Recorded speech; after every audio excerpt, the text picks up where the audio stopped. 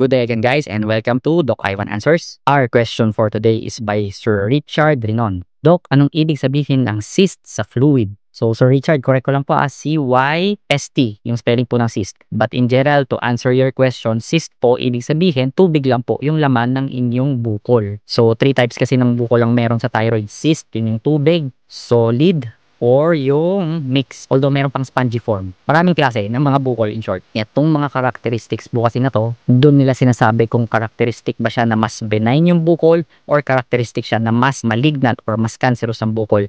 Pag cyst, mababa lang po yung chance na maging malignant or cancerous siya. Kasi tubig lang po siya eh. So anong ginagawa doon? Usually ino-observe lang po or ina-aspirate yung cyst na yan para mawala. So in short, bukol, so Richard. Bukol, mababa lang yung chance na maging cancerous siya.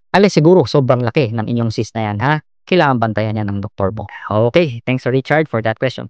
Bye-bye.